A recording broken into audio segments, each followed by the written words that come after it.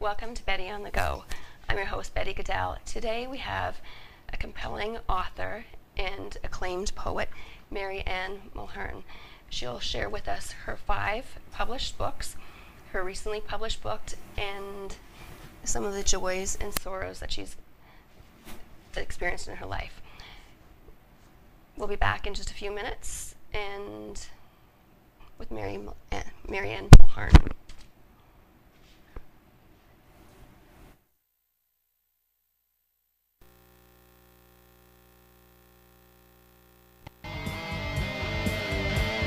You're watching Exist TV broadcasting live from downtown Windsor from the Windsor Downtown Business Accelerator, and this is Betty on the Go with Betty Gudel. We'll be right back.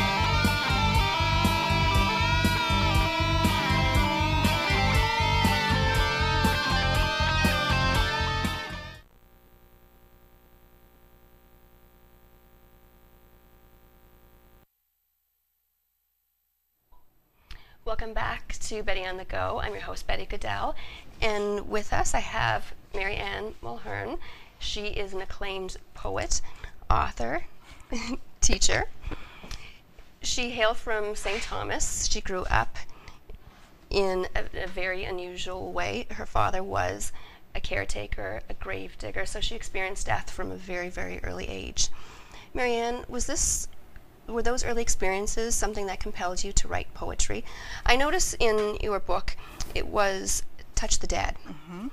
And so when I read some of those poems, they were from that same spirit of that little girl when you were like 5, 6, 7, and all the experiences. They're very powerful.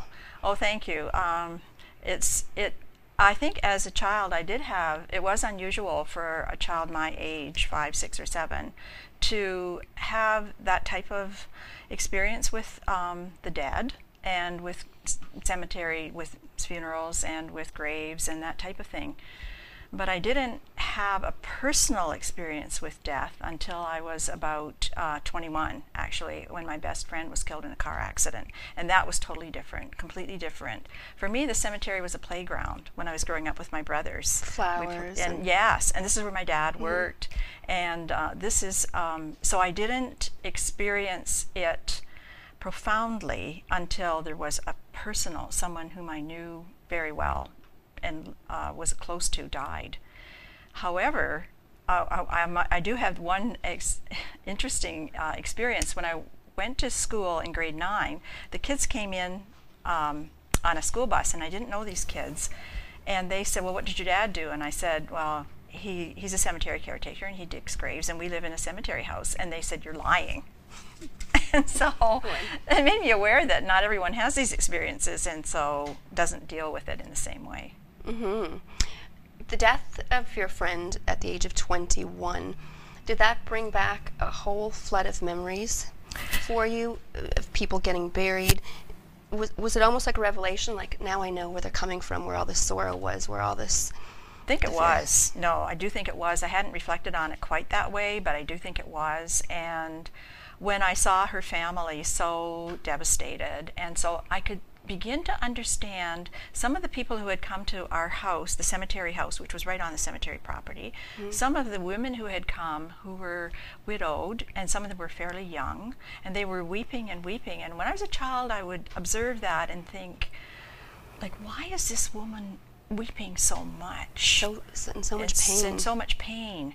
And then, of course, when Maureen died, I totally understood that, because that's where I was then. I was where this woman had been. And I'll never forget, one woman called my father and said, this was back in the day when there was such a powerful belief in limbo for babies. Yes, I was reading about that in part of the book. Yes. And she called my father when she was just weeping on the phone, and she said, they say that my baby is in limbo because he wasn't baptized. He was a stillbirth, and so he wasn't baptized. And she was just weeping and weeping, and they said that I'll never be with my child, I'll never be with my child, and he will never see God, and I can't deal with it. And so I think my father comforted her, you know, and said that her child would always be with her in some way, and that he would take very good care of her child. He would make sure that the child was buried properly and that there would be a marker. And so I think he was very comforting to her because he had children himself, and so he could empathize. He could empathize with her. And so it was, for me, that was quite a powerful event too, because as a child I observed all these things, and I know that's contributed to my writing. I know it has, those observances. Yes, because I remember distinctly that poem about the child that you're writing about, the baby, and she wished that she could give the baby back and just wait a little while, so that she probably would have those regrets. If I could have baptized the child, I could have saved her. Could have right? saved her, yeah. And so these things, they all contributed to my experiences as an adult. I know that, that this background, which is an unusual background. And I must tell you, there's an interesting story. At one of my readings, I think it was in Hamilton, a gentleman came up to me and he said, "I think I know why you entered a convent." And I said, "Well, why?" And he said, "Come on. What young man is going to date a woman who lives in a cemetery house?" I never thought of it that way. I never thought it's true. Yeah, that's true. Because so many, that death is something that is the unknown, and if we haven't dealt with it, it's extremely scary. Very, extremely. And for me, it was just kind of a natural part of life. And that's the way I still view it. We, you know, we're born, we live, we die, and it's just a natural thing. But for other people, it's scary and frightening, and they're superstitious about it. Yes. And so they won't go anywhere near it. And I think then when someone dies, it's really shocking for them. It's really a big shock. And it's tougher. It's more difficult to accept. With. Yeah. Do you think growing up, dealing with a lot of death, do you think that compelled you to enter the convent, or are there other mitigating factors? There are other factors, but I think it certainly influenced it, Betty. I think that was an influence, definitely. I already had this, and Catholicism sort of does, at that time at least, put quite a focus on death and quite an emphasis on death. Yes. That you must die to yourself, and that if you don't live properly, you're going to go possibly to purgatory or possibly to hell. And so there's quite a, the Catholicism itself has quite a focus on death, or it did at the time. I think it's mitigated that somewhat now. But I think that I already had this sense of death anyway, and I kept thinking, well, what life would be the best life for me to live? And I thought I just deduced that the convent would be the best life. Now, when you think of entering a convent, you think of peace, tranquility, a life where you're going to be helping other people, but you did not find that there. No, actually, to some extent, like when they finally allowed me to go teaching again after 3 years, that was really, really, really good. But I found that the culture of the convent at the time was incredibly controlled. And when they announced to us on the second day, you know, you might have had friends in high school, but you can't have friends here. We don't allow friendships here. I found that extremely difficult and unnatural. And I remember one young sister, she said to me, like, why? Friendship is so normal in life outside of this place. Why is it so forbidden here? And it was such a good question. It was such a good question. And I found the experience in the convent for me was frequently isolating. And that caused distress. And that's depressing. At least for me it was. It's not for everybody, but for me it was. I used to think there's 500 women under this roof, and we're all alone. You think you'd be able to help each other out and comfort each other? Yeah, that didn't happen. In ways, and because in life too. And then you couldn't visit your family on a regular basis. No, you couldn't. And you could never. You couldn't go home. I couldn't go home to visit my family. So for 8 years, you could not go home. No. Oh, wow. Never once. Incredible. Incredible. Actually, there was one experience that I found so vivid. One of the sisters died, and I knew her, and she was from St. Thomas, so I was allowed to go to the funeral. My dad had dug the grave. Our house was just right there, and he said, "Why don't you come to the house for some tea? And you can bring one of the other sisters too." And they said, "No, you cannot go." You couldn't even go afterwards. No, that devastated my father. It just was devastating, and it just made me realize how separate I was indeed made from my family. So It's a huge separation for Huge. 80 years. Yeah, huge. It's like living in a whole different country. It really is. But I'll never forget one old sister. The old sisters were very compassionate and kind, and they were wise, I think. One old sister took me aside one day and she said, "Sister, once a month you can write a letter to your parents. Never miss, never miss. Always, always write to your parents." And I thought, she's talking from experience. She's talking from a loneliness that she has had, and her parents are gone now. And I'm lucky enough to have my parents at that time. I was lucky enough to have them. So I never did miss. I always wrote to them. But it was such a, I wasn't allowed to go to either of my brother's weddings. And you think a wedding is a Catholic sacrament. So you think that would be the epitome of acceptance. Well, but it represents joy. It represents sexuality. And sexuality was so forbidden. It was just so forbidden. Even thoughts. There's even thoughts. Oh, it was just absolutely forbidden. It was so repressed. Sexuality was so repressed. So. And that's depressing, not to be able to rejoice in his joy. Well, yes, and then that way I don't know my sister-in-laws, and also you could never ever hold a baby. That was totally forbidden. So you would never have that maternal instinct. You would think. Yeah, they thought that if you experienced that you would want a child and you would leave. That's what they thought. So, but I remember when my little nieces and nephews were born, I wasn't allowed to, so I didn't know them at all. When I left, I didn't know any of them, and I didn't know my sister-in-laws either. So totally isolating. Totally. Rejoining with your family is difficult after that. So hypothetically, if you stayed in the convent all your life, once you reach the 8 years and you take your vows, are you able to go outside and to see your family on a regular basis, or does that change? That had all changed. That changed very rapidly in the 70s, and people there was far more openness, and it was a lot better. The problem, though, is that with women's liberation and with women realizing they have choices other than just marriage in a convent, women are not entering convents. And for the last 40 years in North America, women have not entered convents, and consequently, convents have closed, and now there are just groups of old women. The convent that I was in was a thriving convent of 700 at the time, and now there's just a small group of old women that left, most of them 70s or 80s. I'd say the youngest is probably 70. That's true, because years ago, you didn't have that choice. If you're a woman, you have to get married, or people would talk. Something was happening. So your other choice would be to join the convent. A convent. And I know myself. I have so many girlfriends my age who have never been married, do not wish to be married, and are completely happy, and they have they lead a very gracious life. And they have a good career. Yes. Yes, and so women can be independent of men, and in the 60s you couldn't be. Really. No. Not until women's liberation, and they recognized that women had more choices. So it's, but I think that in many, many ways the nuns did great things. They really did, and that has to be recognized, that they did great things. They opened hospitals, they opened schools, orphanages, homes for the aged. Yes. They did wonderful things, and that has to be recognized, and I do recognize that.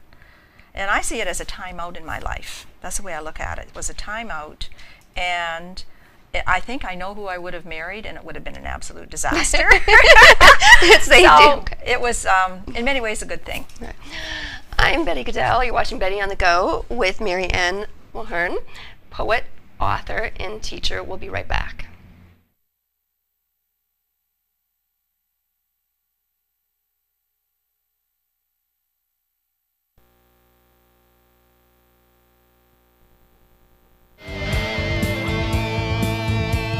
You are watching XSTV broadcasting live from downtown Windsor for the Windsor Downtown Business Accelerator at 720 Ouellette. You are watching Betty on the Go with Betty Gudel. We'll be right back. Don't let your business challenges intimidate you.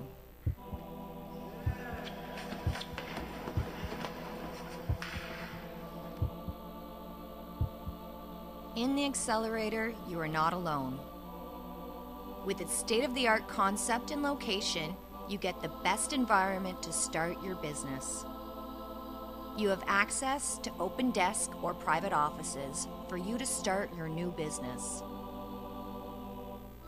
Also, you have access to lounge, kitchen area, reception, meeting rooms to receive your clients, and support from entrepreneurs in residence and other entrepreneurs at the Downtown Windsor Business Accelerator.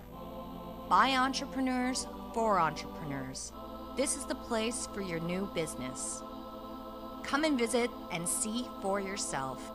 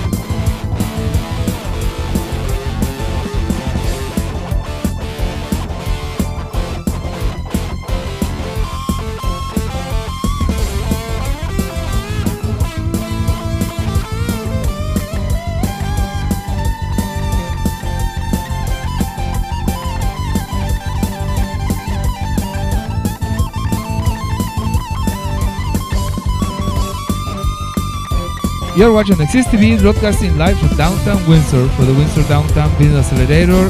And this is Betty on the Go with Betty Gudel. We'll be right back.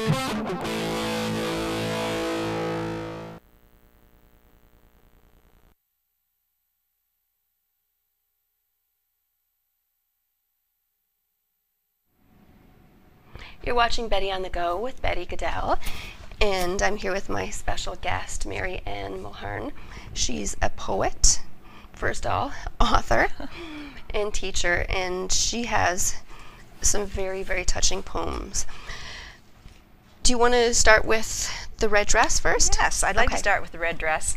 Actually, they had a policy that you could never be alone in a room with a man, not even your own father or the priest or your brother. Oh my unless gosh. the door was, well, the door had to be left open. The door had to be left open, not fully open, but open. And the parish priest came to visit me, and this incident actually occurred. It's called Open Door Policy, this poem. Father Mark, my parish priest, meets with me, closes the door. He asks about my health. Why am I so thin? Am I getting enough sleep? Sister Bertha opens the door, a rule book written in lines around her eyes. She excuses herself, leaves the door ajar. Father Mark reaches for the handle, pulls it hard, says he hopes Sister Bertha didn't hurt her nose. And that actually happened. But then there's another poem I want to read, and it's on Saturday nights, the nuns really believed that the whole world was committing sins. And of course, we all figured, well, they think the whole world is, sexual sin is what's going on here. So we had to eat a penitential meal on Saturday night, our dinner. Interesting. Yes, and it was a very sparse dinner. We had one boiled egg, and we had some applesauce and a dry biscuit. So I wrote a poem, and it's called Comfort Food. Every Saturday, our evening meal, a boiled egg, a tea biscuit, applesauce, atonement for sin committed this night by women and men, sexual sin, unnamed, silenced, even the words arouse demons, thought, feeling, desire, carnal need. And I'll read one more poem from this. Anyone who left did so always in secret. You couldn't tell anyone that you were leaving. And it was always from the back door and always at night. So sometimes the novice mistress would ask me to go and get the trunk with her. Each person had brought in a trunk. And it was kept in this abandoned old school, and where they had the laundry, and you'd have to go up on this creaky elevator to get the trunk. And so this was the experience. It's called silent leaving. In a darkened novitiate, I meet the novice mistress. In silence, we walk through an airless tunnel to a creaky elevator, relic of a boarding school, whispers of young girls up and down empty halls. We reach the attic, shadowed room lit with one bulb, filled with trunks, angry stirring of bats. Sister Carleen breaks silence, pronounces a name, veiled novice about to vanish through midnight doors, morning phantom in chapel, at breakfast, next to me in class. We search rows of dusty locks. Together, we lift Sister Charlotte's trunk, as if it holds her slender young body, breathing. Believe it or not, we actually had a band. We actually had a nuns band. Did you? We did.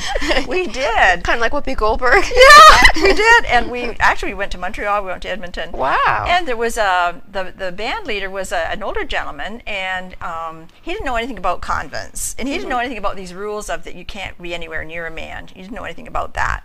And so this incident, I played in the band. I played the baritone, believe it or not. And so this incident actually happened at one practice. And it's called Nuns Band. Arthur Dunn, a local musician, wants a nuns band. Members who will never leave, a testimony in music. I've chosen a brass baritone, an instrument fitted to my lips, my fingers opening valves, freeing high, bold notes, joined with trumpet, flute, oboe, clarinet, timpani. During practice, Arthur instructs me to hold the baritone as if I were holding him. He seems confused when we all laugh, because that was just so ridiculous. I couldn't even shake his hand. And from this book, I'll finish with the poem Wildflower. There was an old sister in the convent whom I greatly admired, and she was French, and every spring she made dandelion wine. And if she liked you, it was the same color as tea, she would say, tonight in your teapot, there's going to be dandelion wine, but don't tell anybody. So, Wildflower. An old nun who made wildflower wine said it tasted of summer, along with something she could not name. She served her wine in a painted cup. As I drank, I pictured her, young, dancing in sun-gold fields, long hair free of convent veils, wildflower crushed in winter wine. Would you like me to read a few poems from the cemetery book? You know what, I would, because when I read them, like I said, death is a very hard subject to even face. Yes, it is, for anybody. Do you know what I liked is the one that you wrote as a 5-year-old girl? On Two. Cemetery Games. That one. Realizing death for the first, like you're only that age, and you're only that age, and you already know. Yeah, only that age. Oh yes, finding out. So I thought, because you know what? I remember we're talking about teachers. This was I think in grade 1 in religion, and we're talking about when we're buried, and then you turn to dust, and the worms start eating your body. And I still remember that, being horrified. Yes, yes. Who wouldn't be? Yes. What's the name of the book? Touch the Dead. Touch the Dead. And this is the poem that, Betty, that you've requested. It's called Finding Out. I'm not yet 5. My brother reads names on marble stones, tells me someday I too will die. His words, the first shovel of earth hitting a pine box, end my childhood, open before me a single grave. I am not yet 5. Someday I too will die. And that will to realize when you're 5 that it's yes, that you're it's a mortal. turning point in your whole entire life. That That you're mortal. Yeah. Yes, and for me it was a profound experience, and it was a shock. A little child doesn't think about those things, even though death was all around me. It never occurred to me that I was exactly what was really happening. no. Now, you didn't actually start writing poetry until you retired. That's right. But a lot of these poems are fresh, like the 5-year-old girl, so you're still feeling all those feelings. Yes. So those thoughts must have been... They were there. They were there. And my publisher, Marty Gervais, who was also my mentor, he was just absolutely wonderful, and he is wonderful. He still mentors me. And he said, you know, you need to go back and you need to write about these things. And at first I was reluctant. I did not want to write the convent book at all. That must have been very difficult. It was, but once I started writing, I couldn't stop. Sometimes I'd be writing at 2 in the morning or at 3 in the morning, and it was actually a very liberating experience for me. Especially when you think you spent 8 years almost in silence. Yes. With your own thoughts. So there's a... Yes. You become much more aware of everything around you.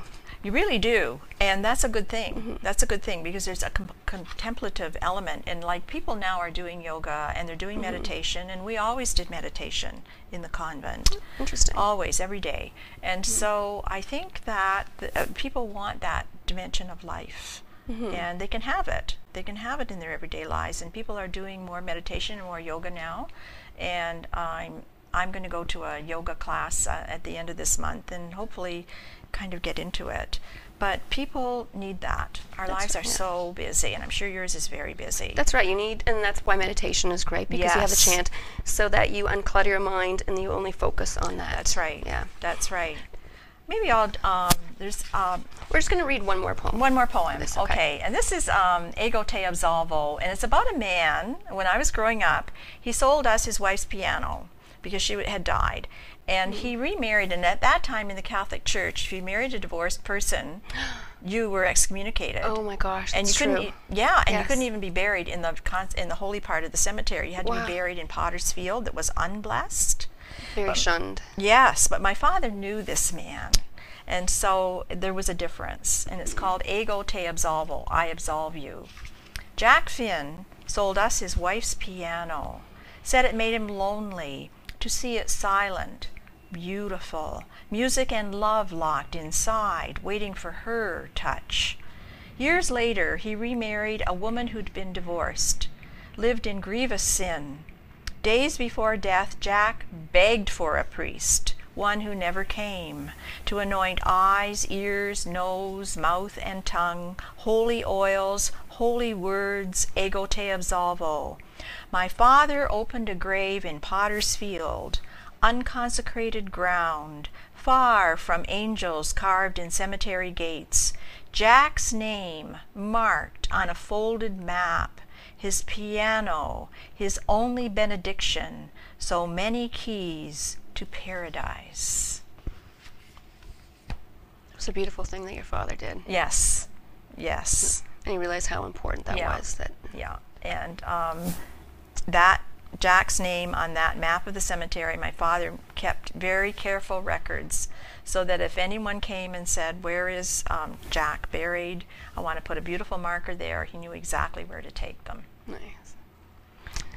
We're going to break for commercial, and we're going to be right back with Mary Ann Mulhern. I'm so touched I can't even think. It's true, because when you're listening to poetry, you go right into it. Mm-hmm. Yes, hopefully, and thank you, because that is the mark of success for a poet, when people can do that. Because you need to feel those words. Yes. Actually, a man, when I was in Kitchener giving a reading, a man came up to me, and he'd already purchased a book, and he asked me to sign it, and he said, this book is beautiful. This book is beautiful. And I was really touched by that my poems would touch this man so strongly. And I could tell he was really genuine. He really, really meant it.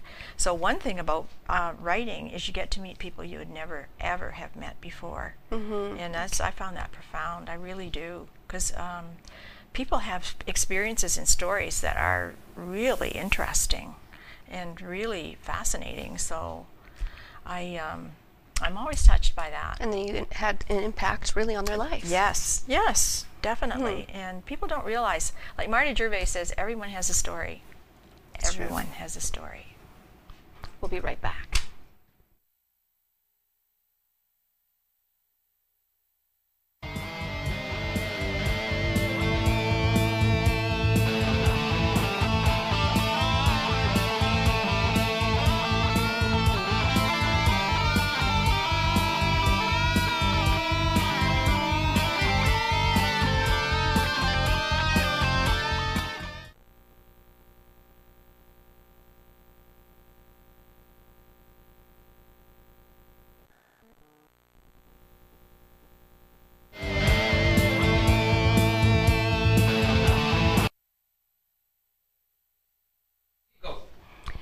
Welcome back to Betty on the Go, and we are talking with Mary Ann Mulhern. We are going to continue on next week about some very interesting books.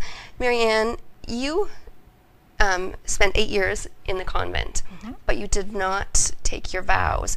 You left the convent, so just so that some people, when we're talking about the convent, that you did not actually. Right. And you left and you went to go on and enjoy your own life. Yes. No, I didn't take final vows, and that was a major.